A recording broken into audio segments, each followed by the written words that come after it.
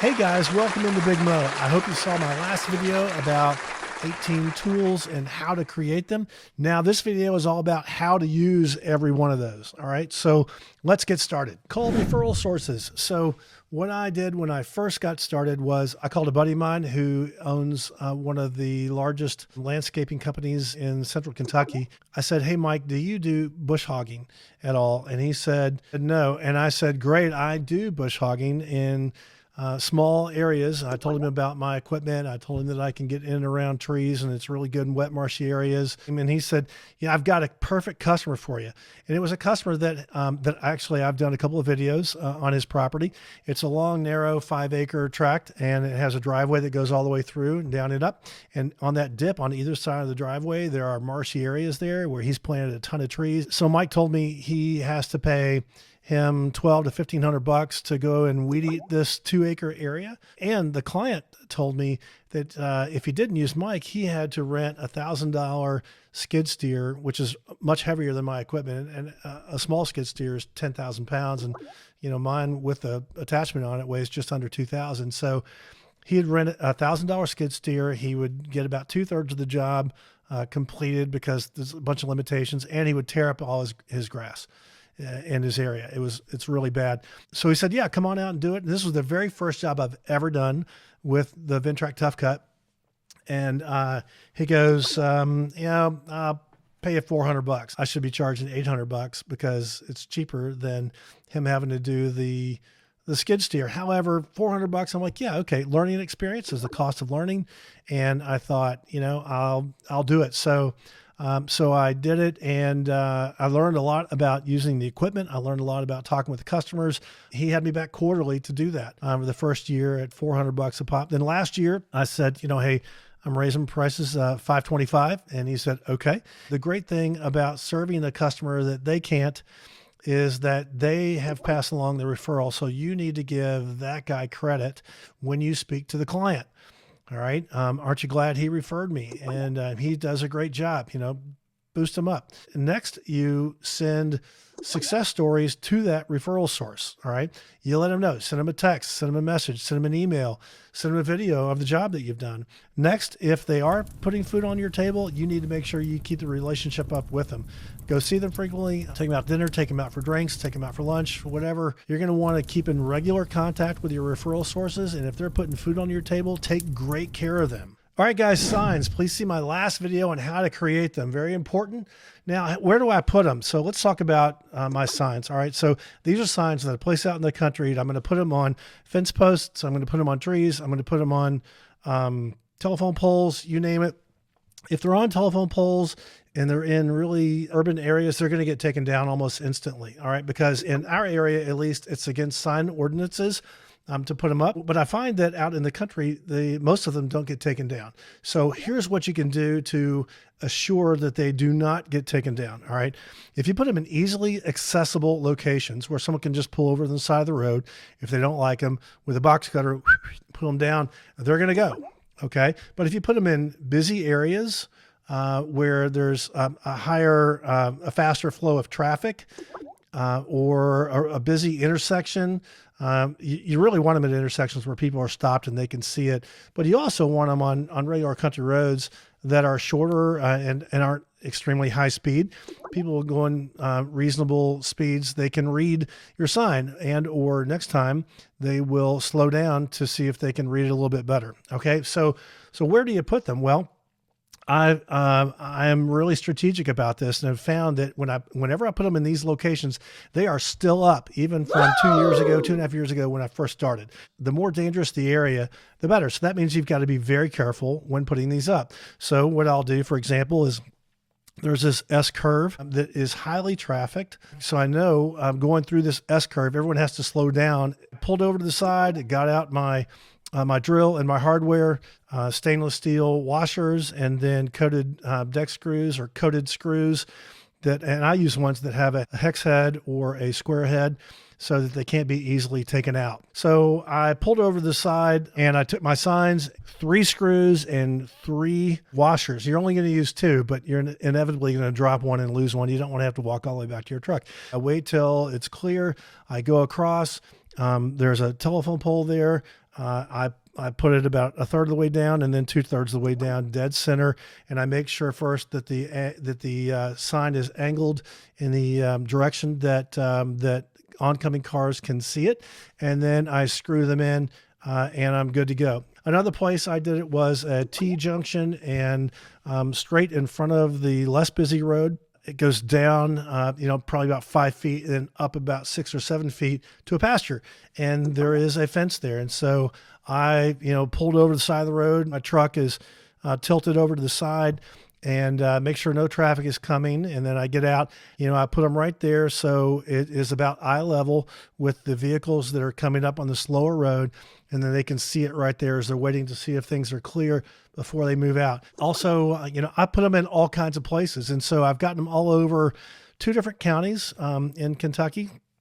And this winter, I want to blanket a couple more counties so that I can expand my level of work this coming season. So that's where you put them. Now, where have they been taken down, and does it do me any good if they were up? To give you an example, I had one up on a tree at a cool intersection, and it stayed there for about 1.5 years. And then I got a newer, nicer sign about doing gravel driveways, and the first one was bush hogging. And so I'm like, I'm going to add this one underneath it. So I did, and my signs are about 2 feet wide, 3 feet tall. So I put the second one underneath of it, and evidently that was the tipping point. And next time the farmer mowed, he took them both down. So I have not replaced those because in some of those locations, you want to make sure that the signs are tough enough place to get to, or if they're in an easily accessible location like this guy's was, that it's not in your face. It's an attractive sign.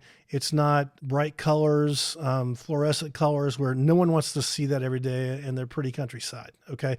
So it has to be a nice looking sign. It can't be too in your face, and there can't be too many of them. Otherwise they're going to come down. Also, what I find is you have really tough luck putting signs on electric poles and telephone poles. Most of those will come down if the workers happen to be in that area. They carry box cutters with them, and they'll take down your signs. So be careful about that. So, but some places in the country that have low traffic, they won't come down. So the deal with that is, I thought, well, should I put a sign out? I remember probably 6 months ago, I put a sign out in this really sort of deserted kind of an area. I didn't think it would get much traffic. And I thought, well, I might not get any from this, but who knows? It'll reinforce the brand. So the great news is I got a call last month and I did a $3,000 job from that one sign. Okay. So you never know. You never know which signs are going to be beneficial for you. You never know which signs aren't. Another item is if it's in a high traffic area and you think that it's going to be a little too obvious and it might get taken down, go ahead and put it up. You never know. Here's a perfect example. So there's an extremely busy road right by this really cool little bar and restaurant out in the middle of nowhere. So I decided that it's highly trafficked. So I'm going to put a sign on both sides of the telephone pole so that everyone can see it coming and going. And if it gets taken down, that's okay. Hopefully it'll stay up for a few days, maybe a week. Well, guess what? That was 1 year ago. And those signs are still up. And I got 3 calls in the first 2 days from those signs. And I did 2 jobs. One of them was a $1,600 job, which I did a video on. And the other was a $500 job. So you never know. Put signs up. The other thing about signs is that you've got to keep them in your truck. You've got to keep your drill and all the hardware in your truck. If you're driving around in a new spot, or you see a cool location, maybe you're going out to give a quote and you've not been in that spot before, go ahead, just put your blinkers on, pull over to the side, put up the sign, see what happens. Some of my signs are extremely profitable, and others you just don't know. When people call me, they usually tell me, hey, I saw your sign. I ask them, how'd you find out about me? How'd you hear about me? And they say, oh, I saw your sign. And I said, okay, where? And they tell me where it is. So I know which signs they're seeing. I found the nicer the area, the more likely the signs are going to come down. Okay. And what am I talking about? Well, where millionaires live, out by really nice horse farms, they're going to come down. However, I've got some of my signs in those really nice areas in places with high speed of traffic, high rate of traffic, and they're still up. So it really just depends on how easy it's going to be for them to take the sign down if it's in those nicer areas. All right, one more thing about signs is that you may want to replace them periodically as you increase your quality of signs or change your line of work. Drive around and replace them. You know, my first signs that I did, I was not using all the white space on the sign. It's good to have a margin. It's always good to have a margin, but my words were too small. So my latest version of signs is my best, and I've replaced some of the others out there. Keep them in your truck or in your hatchback and make sure that you replace signs on a periodic basis. Replace those older ones. All right, number 3 is your business cards. In the last video, I told you how to create them and actually gave you some tips already on how to use them in that video. But if you haven't seen it, let me just recap that real quick and add a couple of things to it. So you're going to want to keep really sharp, glossy, thick business cards on hand. And you're going to want to have your QR codes on the back, and you're going to want to always keep them in your truck. You're going to want to always keep them on you. Whether you're going out for dinner with the wife, you're going to a movie, whatever. The reason you want to keep them in the truck and on you is if you are going out to lunch somewhere, you're on the job, someone asks you about your equipment, boom, you pull out your card and you hand it to them and you tell them about it and what you do. Secondly, you have them with you when you go out and give quotes. I'll talk about using business cards in conjunction with the flyers because you give them both out at the same time.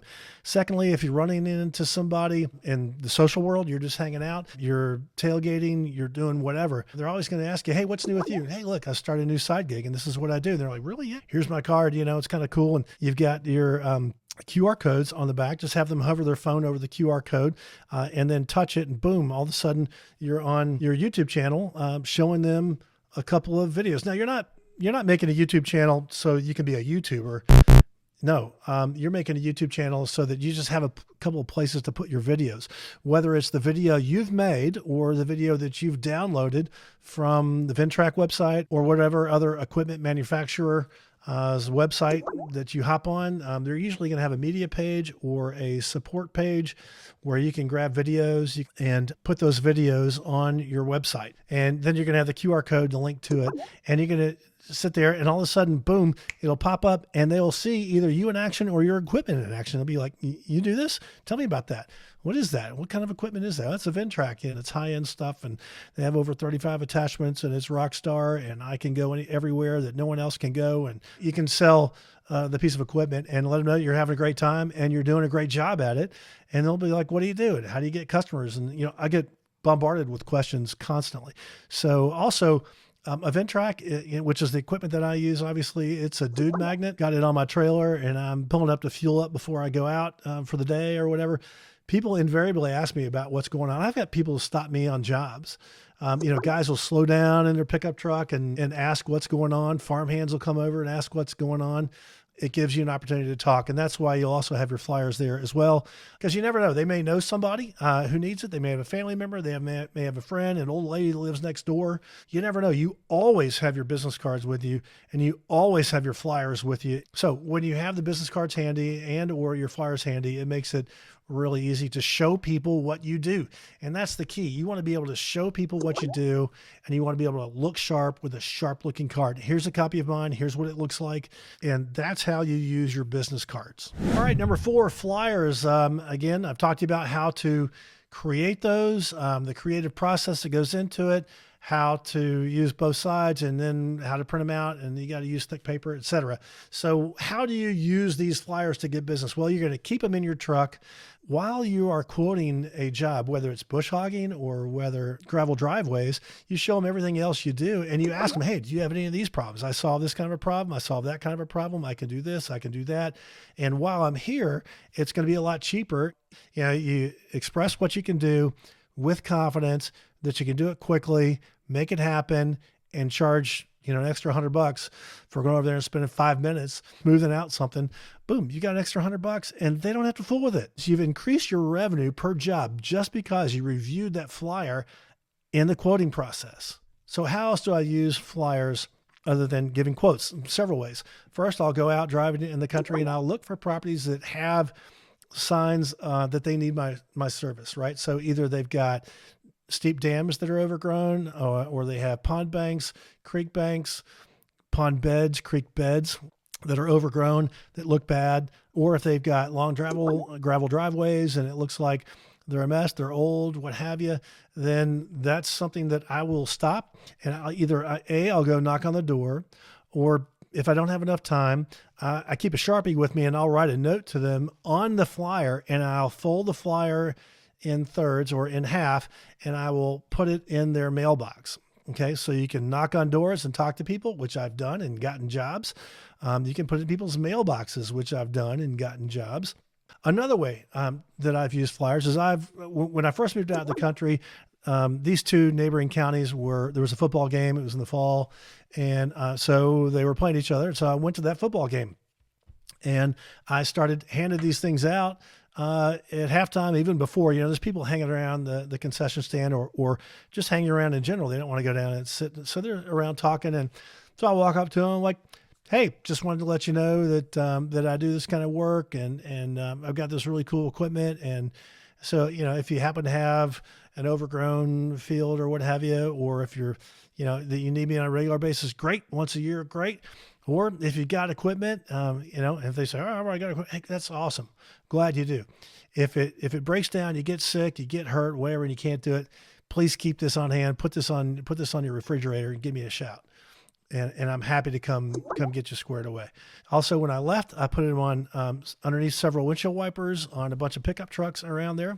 Now, the last is a great method for using these flyers, and that is, and same with business cards. And I forgot to mention this on business cards, and that is, you need to put these in every community bulletin board, physical bulletin board that you know and find. So that's another reason you keep everything in your car.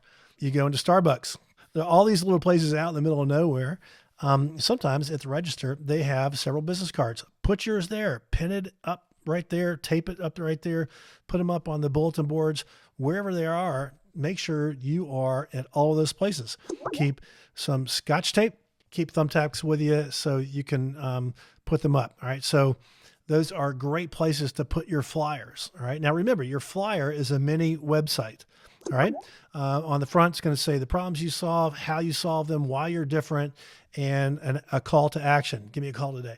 Right. And then on the back of the flyer, there are going to be photos of everything you do so they can see what you do. That's the thing about flyers is when you're handing these out, people can't read your mind about what it is that you do. They don't know you do all these things, and they may not even remember that they have that problem until you prompt their imagination.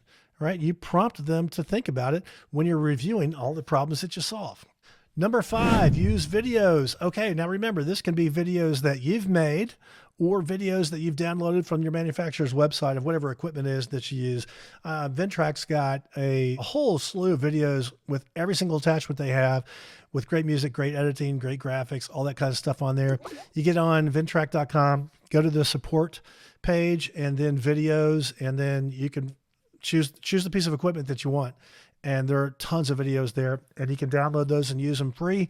It builds the brand. So they are totally up for you using those. And you don't have to become a YouTuber. Okay. The only reason I even started my YouTube channel was so I could have some videos that I could link and put on my website, because it's critically important that people can see what it is you do. The easier you make it for people to know, A, that you're sharp, even if you're faking it. Right? You got to fake it till you make it. Or B, that you are experienced and you really know what you're doing. And C, that you do a good job.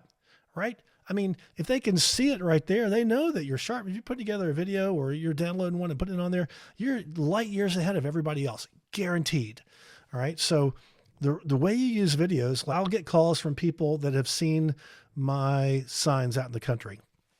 Okay. And they're like, you do driveways? How do you do that? And I'll say, hang on right here. While we're on the phone, let me just send you a video of what I do, because they'll describe their driveway. They'll tell me what they need and whether they need new gravel or not. So while I'm on the phone with them, I'll pop up on my YouTube channel, get the latest video, boom, click send. Instantly, they have it in front of them. And, it's a 5-minute video. They're going to take a look at it when we're finished. Then they'll be like, and they're usually, wow, this is awesome. This is exactly what I need. Right? So you show them, you make them know that they need you. All right. Eliminate the question marks. All right. What does that mean? Eliminate the question marks. Well, if they're curious about anything, that creates doubt, and they're not going to buy. So eliminate the question marks. You know what the questions are going to be. Are you sharp? Do you know what you're doing? How's this thing going to work? Is it good enough to take care of my job? What are these people talk? What's this guy talking about? Show them right there. You will get the job. Using those videos seals the deal. And I'm telling you, it is a critical piece. It is gold. These videos are gold for getting business. I went out on a job recently. It was a $3,000 job that I got from a sign that I didn't think was well placed. So I went and saw the lady and gave her a quote. She asked me what I did. And so I showed her the video. She's like, that is amazing. I'm like, yep. And I got the job, which was fantastic. So right there, I showed her exactly what I did, just sitting there looking at my phone. There is nothing like that. It eliminates all question marks. They know exactly what they're going to get. Great stuff. All right, number 6, trade associations.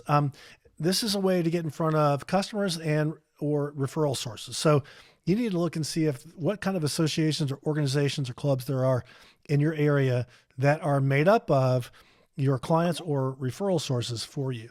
Well, what am I talking about? Well, here in Central Kentucky, they have, there's a farm managers club, and it is for thoroughbred horse farm managers. Now, these aren't owners, okay? The owners are the people with deep pockets, but these are managers. All these people are who are in charge of maintenance of their farms. I found in this area, for me, they're made up of mostly the wealthy horse farms, okay? And they don't have need for me. The people that need me are the smaller operations, okay? So it's not applicable to me in this case, but I investigated it, all right? Because I had tremendous success doing that when I owned my title company. I was a member of Bluegrass Bankers Association, and it's all mortgage bankers, and which are loan officers, and they were my customers. And so I spent a great deal of time getting involved. And this is the way you get involved in an organization. Okay, you show up all the time, and you get involved on a committee, which may suck, it may not suck. You just need to try it out, right? My committees met quarterly that I was on. And I got involved in a committee that had to do something with something that I was good at, which was teaching. I've taught and spoke at universities, University of Kentucky, Transylvania University, you name it, different high schools. And I've taught different real estate classes, you name it. I taught loan officer continuing education for the title word.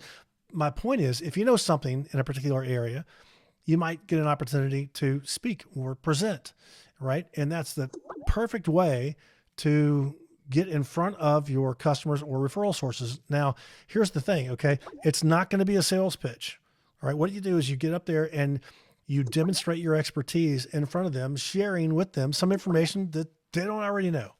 Maybe they don't know anything about your equipment. Maybe they don't know anything about the problems you solve. Maybe you do want to share with them about the problems you solve. And the great thing is the sales pitch is in everything that you don't say when you're talking to anybody really in a group, an organization, or a club. Okay. What do I mean by that? Well, it's the way you communicate. It's the way you talk. It's the way you dress, the way you present yourself, the way you come off, the image that you give off, whatever it might be. You just want it to be authentic. Okay. And you want it to be, you want to show that you know what you're doing, right? Or that, and the whole concept behind this, behind showing that you know what you're doing and all these other kinds of things and appearing that way, is that you want to win the right to be heard in the relationship that you're building with folks, whether it's a one-on-one or whether it's in a group. You want to win the right to be heard so that you can be asked to be presented. You can ask to present, and then maybe people will follow up with you later on and ask you about you can even say, anybody curious about your specific situation, talk to me afterwards. I'm happy to talk to you and help you get your problems taken care of. Right. So that's one way to work with trade associations or clubs or organizations. So get involved, speak, visit regularly, develop relationships, and win the right to be heard. All right. The 7th way I get business is that I always call people back. I don't care when it is, what it is, who it is, where it is. You call everybody back. Be a good communicator. It doesn't take you much time. It doesn't take you any time at all. And you're going to stand head and shoulders above everybody else. It's amazing how many people do not call customers back. And just by calling someone back as soon as they call you, call them back quickly, call them back at night. If you're sitting at soccer practice or your kid, or basketball practice, football, whatever, call that person back. So yeah, hey, this is so-and-so. I'm calling you back. Yeah. I'm just sitting here at soccer practice. Oh, I don't want to interrupt. I'll talk to you later. No. I use my time to call my clients back. What can I do for you? Right? Boom. That's going to make a huge impression. Just calling people back. It's awesome. So always call people back. And all right. So that means you keep track of everybody's phone numbers. I've got their names, their addresses, etc. I've got a folder right here. Okay. So anybody I do a job for, I add them in the contacts of my phone. I'll put their first name and last name, right? But then for the business, I put Big Mo Bush Hog or Big Mo Gravel Driveway. If I'm out there on the job and I take any sort of photos at all, which I always do for quotes, then I will add that photo there in their contact. Item number on how I get business is show up on time always. All right. So even if you can't make it, call them as early in advance as possible and let them know. Even if you know they're not going to be there, let them know that you can't be there or you're running late. And the reason for that is because it's your image. They need to know that they can count on you, because maybe they're getting multiple quotes for bush hogging. Maybe they're getting multiple quotes for whatever kind of work you're doing. It doesn't matter. So even if you know they're not going to be there, let them know if you're running late. Why is that? Well, they may have told a neighbor to look out for you, right? They want to keep track of someone coming on their property they don't know, all right? They may have a spouse that's going to meet you there, or they might be meeting you themselves and they may have changed plans without letting you know. So if you're not going to be there on time, always let them know as soon as possible. If you're on your way to a job in the morning, say you're scheduled to be there at 9 o'clock and you're on your way, let them know I'm en route, right? You just keep them informed. That will make them feel so much better about you. Now, if they get a quote and the quote's a little on the high side, but you've demonstrated that they can count on you and that you understand the value of good communication, which is immense. It's huge. Always show up on time. And if you're going to be late, make sure you let them know. All right, last one. Item number 10 on how I get business is the reason you keep track of every customer's quote that you give and you just throw it in a folder, especially if they say no, is because you want to call those people back at some point in the future. Now, here's what I did. So I had a span of about 3 weeks where I hadn't had a job, and that was kind of unusual. I thought, well, what's going on? And usually, I like to have at least one job a week that I do. Sometimes it gets to be 2 or 3 jobs. But so I pulled out a couple of these past quotes, and there were 2 people, and they happened to be about a mile from each other. Texted them both back and said, hey, I've got an opening in my calendar. I can take care of you next Tuesday. If you're willing to do the job, and I'll knock off whatever the dollar amount was. So I think I knocked off like $200 or $300. Initially quoted $1,200. So I took off a few $100. If you would go ahead and approve me to do the job, I'll get you squared away and make it look excellent for you. I always say in my text, please reply with your approval. And that's it. So I did that for 2 different jobs, and one of them called me back and I got it done. That's $1,000, right? It was just enough to get him over the hump. All right. So, they both had different excuses. One of them said, I just don't have enough money and blah, blah, blah. And the other guy was like, yeah, come on and get it taken care of. Boom. So next Tuesday I had a job, and I was happy as a clam and they were thrilled to death. So always call the no's back later on. Offer them a little bit of a discount if they'll go ahead and give you an approval. Make sure you watch my pricing video that I'm getting ready to do about how I quote jobs. Thanks so much. I hope you enjoyed this video. Really appreciate you watching. Please like and subscribe.